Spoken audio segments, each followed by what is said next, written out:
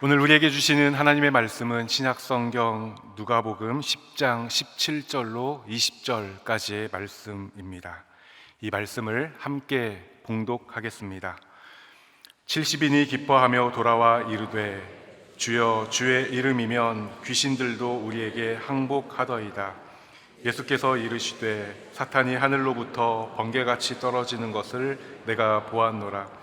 내가 너희에게 뱀과 증거를 밟으며 원수의 모든 능력을 제어할 권능을 주었으니 너희를 해칠 자가 결코 없으리라. 그러나 귀신들이 너희에게 항복하는 것으로 기뻐하지 말고 너희 이름이 하늘에 기록된 것으로 기뻐하라 하시니라. 아멘.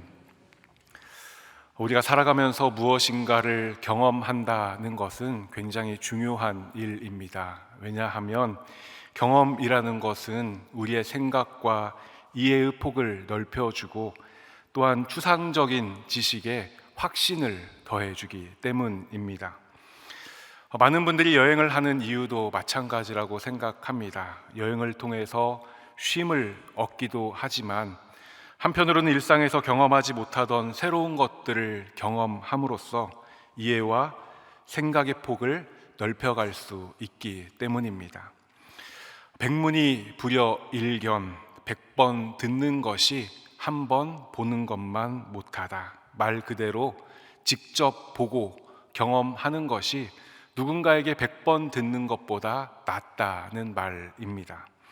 이처럼 경험이라는 것은 우리의 지식이나 생각에 확신을 더해주고 무엇인가를 해낼 수 있는 자신감과 힘을 주곤 합니다. 이런 점에서 경험이라는 것은 우리의 신앙생활에 있어서도 굉장히 중요합니다. 하나님께 맡기라, 하나님을 의지해라, 사랑해라, 용서해라, 기도해라, 이렇게 수많은 신앙의 권면들 앞에서 우리가 무엇인가를 직접 경험한다면 우리를 더 깊은 믿음 생활로 이끌어 갈 것입니다. 사도행전 12장을 보면 헤롯 왕이 교회 중에 몇 사람을 해하게 되는데 그 중에 요한의 형제 야고보가 이 일에 희생당하게 됩니다. 그런데 이 일이 있은 뒤에 유대인들이 기뻐하는 것을 보고 헤롯이 교회의 지도자였던 베드로를 잡아다가 옥에 가두는 일이 발생합니다. 이 일로 교회는 큰 어려움에 봉착하게 됩니다. 베드로가 잡힌 데다가 며칠이 지나면 베드로마저도 희생당할 수 있다라는 불안함이 주어졌기 때문입니다. 교회는 기도할 수밖에 없었고 간절한 마음으로 기도하게 되었습니다. 그리고 그 기도의 응답으로 베드로가 풀려나 마리아의 집에 가게 됩니다. 그 집에 가서 보니 여전히 많은 사람들이 기도하고 있었고 문을 두드리자 로데라고 하는 한 어린 아이가 나옵니다. 그리고 베드로를 보고는 깜짝 놀라지요. 그리고 들어가 가지고는 사람들에게 말합니다. 베드로가 지금 문 앞에 왔다고. 그러자 사람들이 미쳤다고 말합니다. 그러자 이 아이가 아니라고, 진짜 베드로가 왔다고 그렇게 옥신각신하고 있는 것입니다. 베드로는 계속해서 문을 두드렸고 나가보니 진짜 베드로가 그 앞에 서 있었습니다. 이제 베드로가 들어가서는 그동안 있었던 일들에 대해서 이야기하게 됩니다. 처음에는 베드로가 왔다는 이야기를 듣고 미쳤다라고 했지만 베드로의 이야기를 듣고 나서는 하나님의 역사가 어떠한지, 기도의 능력이 어떠한지 베드로와 온 교회 그리고 함께 기도하던 모든 사람들이 직접적으로 경험하게 되었습니다. 다시 말해서 초대교회는 이 사건을 통해서 기도의 능력을 직접 경험하게 되었고 이 경험이 성도들에게는 더 기도하게 되고 또 베드로에게는 더 힘있게 사역하게 되는 계기가 되었을 것입니다. 우리 역시 마찬가지입니다. 우리도 어떤 이유로 간절히 기도했는데 그 기도가 어떤 형태로든 응답되었다면 우리는 우리가 만나는 모든 문제들 앞에서 기도하게 될 것입니다. 또한 큰 어려움 앞에서 누군가의 도움으로 그 어려움을 극복했다면 우리는 도움이 주는 유익과 힘을 확신하게 될 것입니다. 그런가 하면 풀 수 없었던 갈등 앞에서 누군가의 사랑과 용서로 그 일이 해결되었다면 우리는 사랑하고 용서하는 것의 힘이 얼마나 큰지 알고 또 깨닫고 우리도 그렇게 살아갈 것입니다. 이처럼 경험이라는 것은 우리에게 큰 확신과 또 힘을 줍니다. 그런데 동시에 경험이라는 것은 때로 우리에게 그것만이 전부라는 착각을 주고 또 때로는 그것을 벗어나지 못하게 하는 한계에 매몰되게 하기도 합니다. 그래서 우리는 경험이라는 이 실제 앞에서도 그것의 양면이 있음을 분명하게 기억해야 합니다. 오늘 본문을 보면 예수님께서 파송하신 70인이 사역의 현장에서 경험한 것들에 대한 이야기가 나옵니다. 이 70인은 12제자 외에 예수님께서 따로 세우신 사람들입니다. 이들이 어떠한 조건으로 선발되었는지 성경에서 자세히 말씀하고 있지는 않지만 누가복음 10장 1절부터의 말씀을 보면 이들이 영적 추수를 위해 선발되었고 병든 자를 고치고 또 하나님의 나라를 선포하기 위해서 선발되었음을 알 수 있습니다. 그리고 그러한 이들이 파송을 받아 수고하다가 돌아와서 예수님께 그간 사역에 대해서 보고하는 모습이 오늘 본문의 내용입니다. 17절을 보시면 이들이 돌아와서 이렇게 보고합니다. 70인이 기뻐하며 돌아와 이르되 주여 주의 이름이면 귀신들도 우리에게 항복하더이다. 지금 이 70인과 예수님은 어떤 분위기이겠습니까? 아마 사역을 성공적으로 마친 것에 대한 기쁨이 가득하고 또 그 사역 가운데 있었던 일들을 서로 이야기하면서 흥분을 감추지 못했을 것입니다. 또한 지금 보고하고 있는 내용으로 보아서 이 70인은 예수님께서 어떠한 분이신지 단순히 알던 것을 넘어서 사역의 현장에서 직접 경험함으로써 예수님을 향한 존경과 충성이 넘쳐났을 것 같습니다. 그래서 저는 이 본문이 이렇게 읽힙니다. 예수님 그런 줄은 알았지만 정말 예수님의 이름 앞에 모든 사탄과 귀신들이 다 나가 떨어졌습니다. 예수님의 이름 앞에서 우리가 승리하였습니다. 예수님 대단하십니다. 앞으로 더 존경하고 맡겨주신 모든 일들에 우리가 충성하겠습니다. 예수님의 위대하심과 그 이름의 권세를 높이며 그 경험을 힘으로 삼고 더 큰 충성을 다짐했을 것 같습니다. 이제 예수님께서 응답하셔야 합니다. 제자들의 이러한 말과 반응에 예수님께서는 어떻게 반응하셔야 하겠습니까? 만약 제가 예수님이라면 그래 나도 사탄이 번개같이 떨어지는 것을 보았다. 그동안 수고했다. 나도 너희들의 이야기를 듣고 보니 너희들을 파송한 것이 참으로 자랑스럽다. 앞으로도 하나님 나라를 위해서 충성해라. 이번 경험이 너에게 큰 힘이 될 것이다. 이런 말들로 격려하셨을 것 같습니다. 여러분이라면 어떻게 하셨겠습니까? 그런데 이러한 저의 생각이 절반은 맞고 절반은 틀렸습니다. 이어진 18절 말씀을 보시면 예수께서 이르시되 사탄이 하늘로부터 번개같이 떨어지는 것을 내가 보았노라. 그래 나도 봤어. 고생했어. 먼저는 그 결과에 대해서 함께 기뻐하며 그들의 수고에 대해서 격려하고 계십니다. 뿐만 아니라 19절을 보면 이렇게 말씀합니다. 내가 너희에게 뱀과 전갈을 밟으며 원수의 모든 능력을 제어할 권능을 주었으니 너희를 해칠 자가 결코 없으리라. 이번만 아니라 앞으로도 너희를 해칠 자가 결코 없을 것이라는 약속까지 더해주고 계십니다. 그런데 이 19절 안에는 단순한 약속만 들어있는 것이 아니라 경험이 주는 착각, 경험이 주는 한계에 갇히면 안 된다는 메시지가 함께 담겨 있음을 보게 됩니다. 특별히 사역의 현장에서 지금 70인이 경험한 이 능력과 권능이 어디에서부터 왔는지를 분명하게 기억해야 한다고 말씀하고 계십니다. 19절 상반절의 말씀인데요, 우리 같이 한번 읽어 보시겠습니까? 내가 너희에게 뱀과 정갈을 밟으며 원수의 모든 능력을 제어할 권능을 주었으니, 이 모든 권능을 지금 누가 주셨다는 겁니까? 내가 주었다는 것입니다. 이런 상상을 해봅니다. 혹 우리가 이 70인 중에 한 사람이라면 어떠했을까? 그래서 정말 사역의 현장에서 귀신들이 항복하고 사탄들이 하늘에서 번개같이 떨어지는 것들을 눈으로 직접 보고 경험했다면 어땠을까? 아마 큰 힘을 얻고 충성을 다짐했겠지만, 한편으로는 내가 이 현장에 있었다는 그 이유만으로 우쭐대고, 또 이러한 일에 내가 쓰임받고 선발되었다는 그 이유로 교만해졌을지도 모릅니다. 그래서 지금 예수님께서는 제자들의 보고에 함께 기뻐하고 격려하시지만, 한편으로는 이들이 이 경험에 매몰되지 않고 끝까지 예수님만 의지하기를 바라고 계신 것입니다. 또한 이 능력이 내 힘과 내 능력이 아니라 주님께서 주신 권능인 것을 기억하기를 바라셨던 것 같습니다. 동시에 앞으로 어려움을 마주하게 되더라도 너희를 해칠 자가 결코 없을 것이라는 이 주님의 약속을 붙들고 삶의 자리 가운데, 사역의 현장 가운데 승리하기를 바라고 계시는 것 같습니다.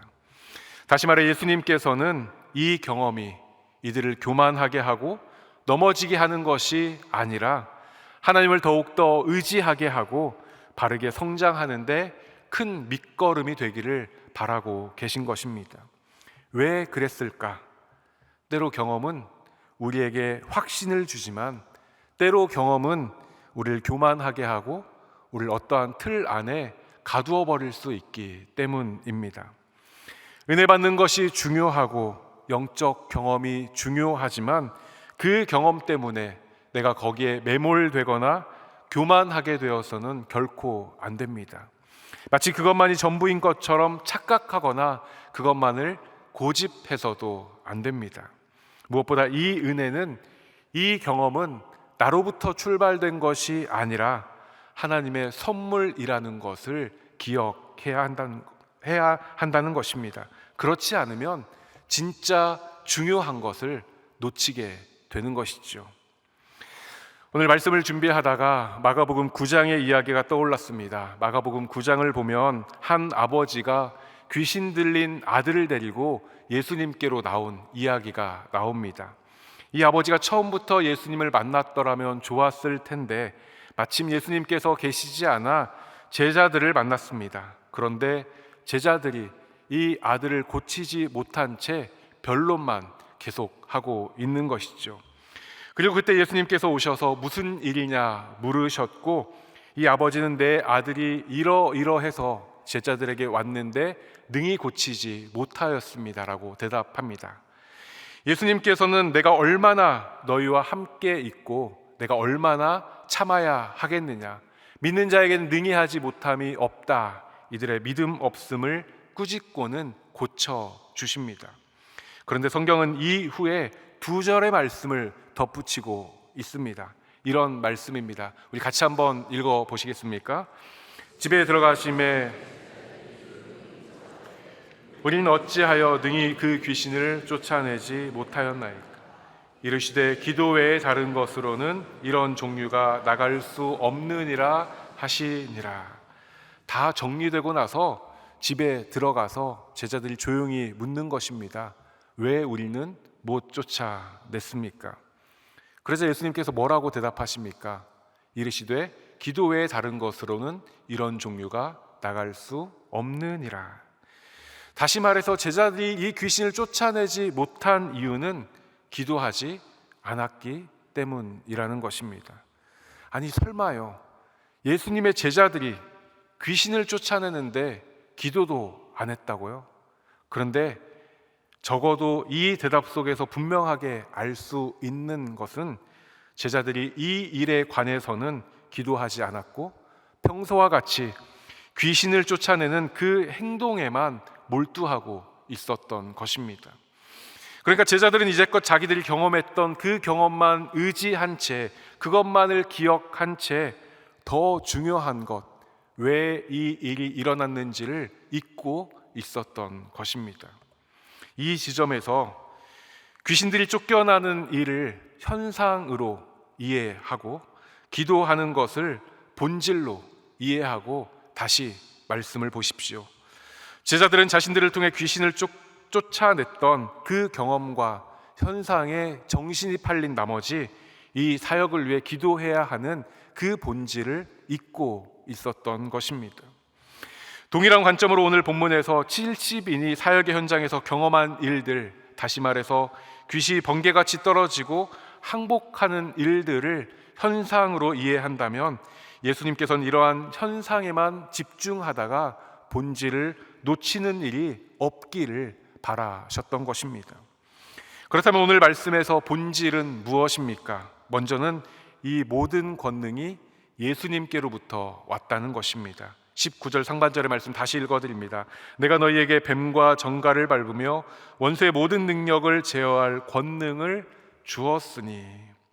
그러니까 예수님께서는 이 일이 자신들의 힘과 능력 그리고 노력을 통해서 이루어진 것이 아니라 예수님께서 주신 권능을 통해 이루어졌다는 그 사실을, 그 본질을 기억하고 끝까지 주님만을 의지하기를 바라셨던 것입니다.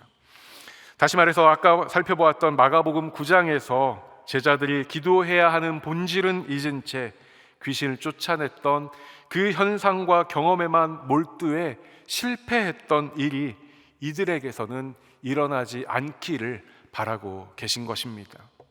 이어진 20절도 같은 관점으로 해석할 수 있습니다. 그러나 귀신들이 너희에게 항복하는 것으로 기뻐하지 말고 너희 이름이 하늘에 기록된 것으로 기뻐하라 하시니라. 여기에서 현상은 무엇입니까? 귀신들이 항복하였기 때문에 나타나는 기쁨입니다. 그렇다면 본질은 무엇입니까? 너희 이름이 하늘에 기록된 것으로 인한 기쁨입니다. 무엇을 말씀하시는 겁니까? 예수님께서는 이 70인이 귀신들이 항복하는 현상, 그것으로 인해 기뻐하는 것이 아니라 그들의 이름이 하늘에 기록되어 있다는 그 본질로 기뻐하라고 말씀하고 계신 것입니다. 현상의 기쁨이 아니라 본질로 인한 기쁨, 현상을 붙잡는 것이 아니라 본질을 온전히 붙잡고 나아가기를 예수님께서는 원하고 계셨던 것입니다. 왜 예수님께서는 현상이 아니라 본질을 붙잡길 바라셨을까? 현상은 시간이 지나면 사라지지만 본질은 시간이 지나도 계속해서 존재하기 때문입니다. 현상은 언제라도 바뀔 수 있지만 본질은 언제라도 변하지 않습니다.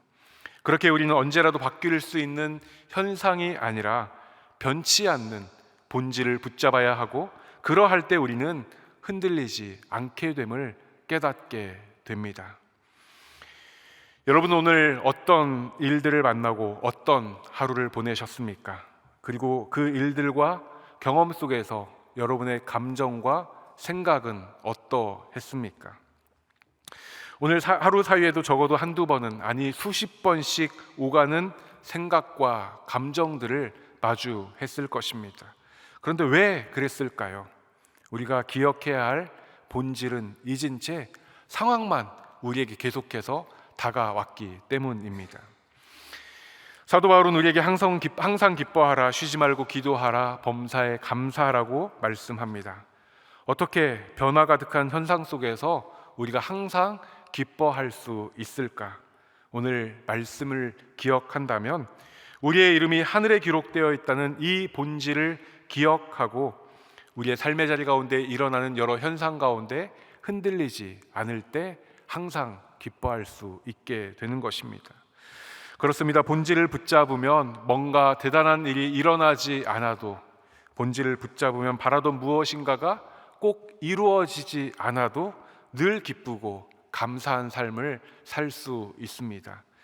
그러나 우리가 현상을 쫓아 살다 보면 천국의 기쁨을 잊게 되고 일상의 은혜를 놓치게 되고 마땅히 누려야 할 본질의 기쁨을 잊게 됩니다. 삶의 자리에서 일어나는 여러 현상 가운데 흔들리고 낙심하는 것입니다. 오늘 본문에 나타난 70인의 이야기는 사복음서 안에서도 누가복음에만 나오고 또 누가복음 안에서도 오늘 본문에서만 나타나고 있어서 이들의 이후 행적에 대해서 정확히 알 수는 없습니다. 그러나 이후 이들이 만났던 사역의 현장에서 어떻게 늘 기쁘고 감사한 일들만 있겠습니까? 예수님께서 이들을 파송하시며 말씀하신 것처럼 영접받지 못할 수도 있고 미움받고 쫓겨나고 고난을 당할 수도 있을 것입니다.